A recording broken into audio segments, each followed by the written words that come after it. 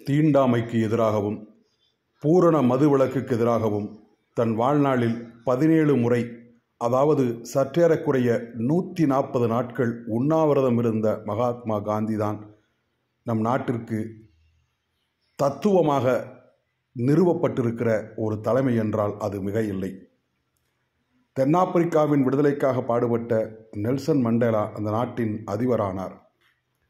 ரஷ்யாவின் விடுதலைக்கு பாடுபட்ட லெனின் அந்த நாட்டின் அதிபரானார். கியூபாவின் விடுதலைக்கு பாடுபட்ட பிடல் காஸ்ட்ரோ அந்நாட்டின் அதிபரானார்.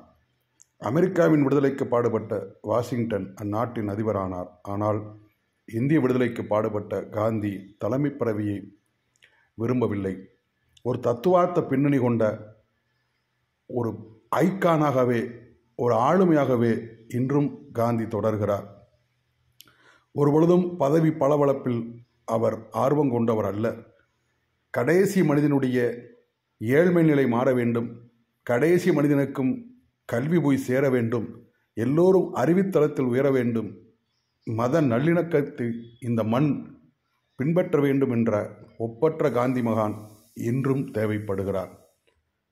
50,000 கோடி ரூபாய் ஆண்டொன்றிற்கு வருமானம் ஈட்டுகிற, மது அதிகமாக புழங்குகிற இந்த தேசத்தில்தான் மதுவிலக்குக்காக உண்ணாவிரதம் வந்த காந்தி இன்றும் தேவைப்படுகிறார்.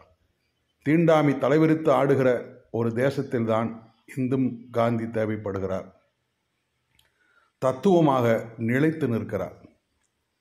ஆரம்பத்தில் காந்தி மனப்பான்மை குன்றியவராக, தாழ்வு மனப்பான்மை மிக்கவராக இருந்தார். பின்னாளில் நம் நாட்டுடைய நிலைமை கருதி இந்தியா முழுவதும் பயணம் செய்து தமிழகத்திற்கு 17 முறை காந்தி பயணம் செய்தவர். பெரிய அளவு பொருள் செலவோ மக்களை துன்பப்படுத்தாமலோ தனது பயணத்தை அமைத்து கொள்ள வேண்டும் என்று தனது உதவியாளர் மகாதேவ தேசாயை கேட்டுக்கொண்டு திட்டமிட்டபடி பயணம் செய்தவர் காந்தி. காந்தியின் பயணங்களிலெல்லாம் நன்மையே விளைந்தன. ஒருபொழுதும் ஒரு துயர சம்பவமும் நிகழ்ந்ததாக வரலாற்றில் பதிவுகள் இல்லை.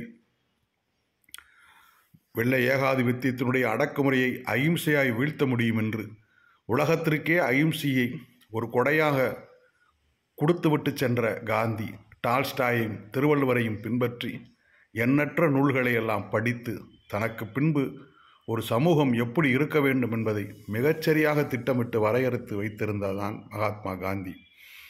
தேசப்பிதா வாழ்க நீ எம்மான், இந்த வையத்தின் நாட்டிலெல்லாம் தாழ்வுற்று வறுமை நீங்கி விடுதலை தவறிக்கெட்டு பால்பட்டது என்றதாம் பாரத தேசம் தன்னை வாழ்விக்க வந்த காந்தி மகான் என்று மகாகவி பாரதியார் ஒரு தீர்க்க தரிசனத்துடன் காந்திய பயணம் செய்வதற்கு முன்னாடியே அவர் தலைமையேற்பார் என்ற ஒரு தத்துவத்தை சொல்லிச் சென்றிருக்கிறார். வாழ்க காந்தி.